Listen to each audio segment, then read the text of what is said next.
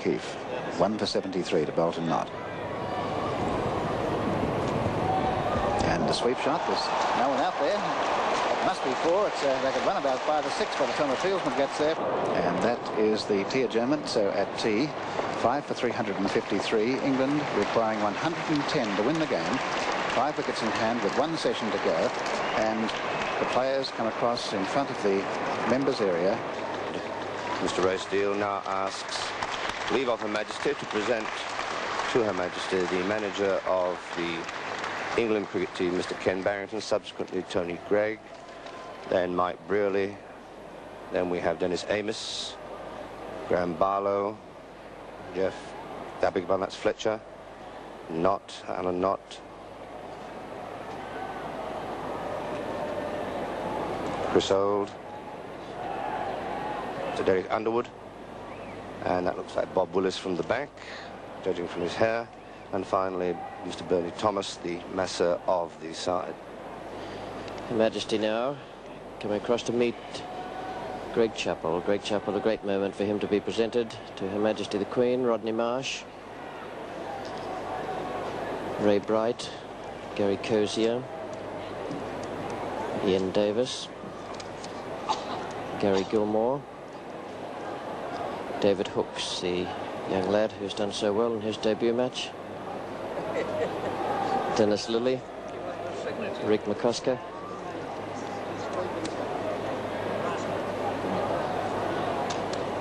Kerry O'Keefe, Richie Robinson, who's the acting 12th man, Max Walker, Doug Walters, umpire Tom Brooks, and umpire Max O'Connell. The final session of the Centenary Test is about to start, and it's been a wonderful game. And now England wanting just 109 in one session. Not an easy task by any means with the second half of the batting order there. The first 5 batsmen are out, and Gregg and Knott, the last 2, I suppose, specialist batsmen, you could call them. They bat right down to Knott, the keeper. Oh, where was that game? We'd have caught that, Keith.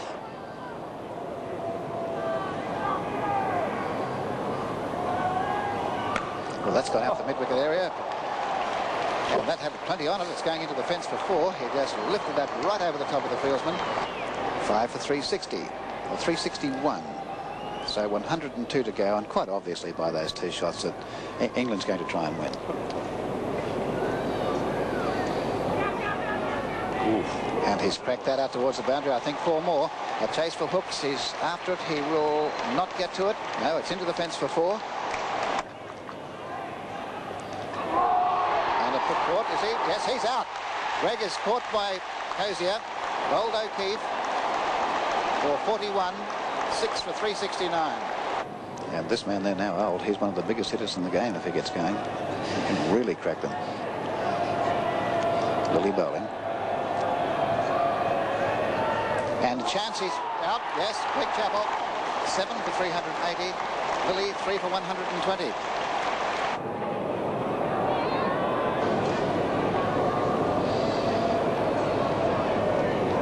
For leg before, and he's out. Lever, leg before to O'Keefe for 4, 8 for 385.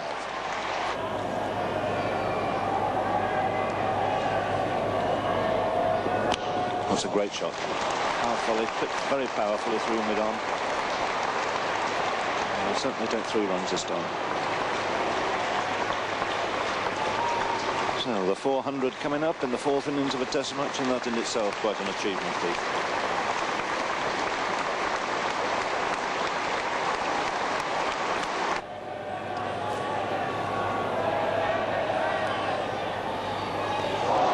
That's it, the overpitch one.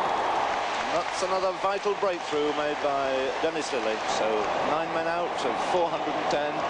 Underwood going for 7. Willis facing pressure, 3 men in catching positions. Well, he too has decided that he's going to chase the runs. The first over survived by these 2. Even 14 overs still to go. 46 runs from those 14 overs required.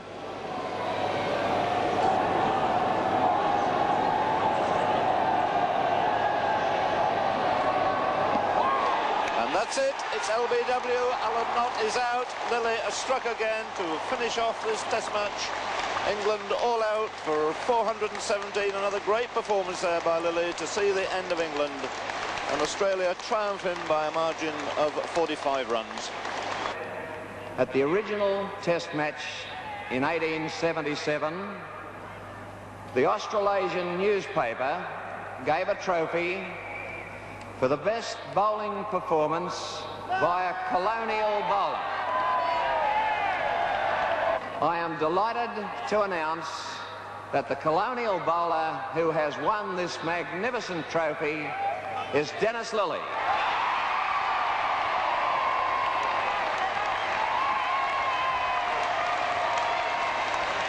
I'd just like to say that it was a great test match. It couldn't have been more fitting for a centenary, and I'm just glad we won it. Very glad. In 1877, the man of the match was undoubtedly Charles Bannerman. He did, in fact, receive a publicly subscribed cash award. In 1977, there is a cash award of $1,500 and the Benson and Hedges gold medallion to the player of the match, selected by a panel of 7. And their choice for the man of the match is the man that in his first test match made 174, Derek Randall.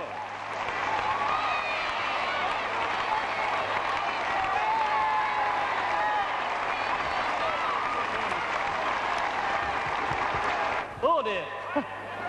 I'd just like to thank everybody for being here, and thank you very much for the trophy. And before I leave, I'd just like to thank Dennis for the bump on the side of the head, actually. But, thanks very much indeed.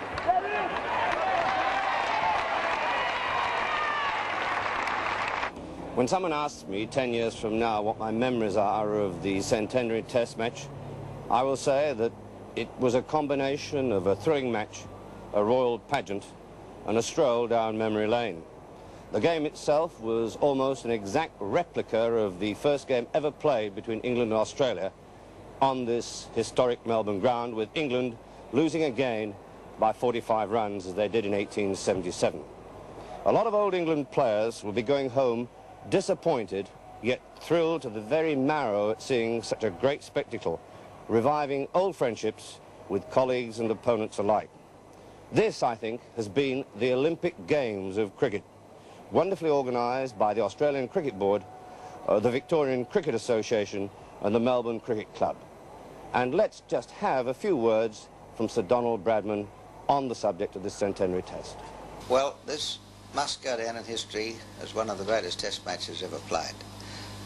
When it was originally organised, we realised that so many things could go wrong, the weather, anything at all. But it's been quite remarkable how the gods have favoured us.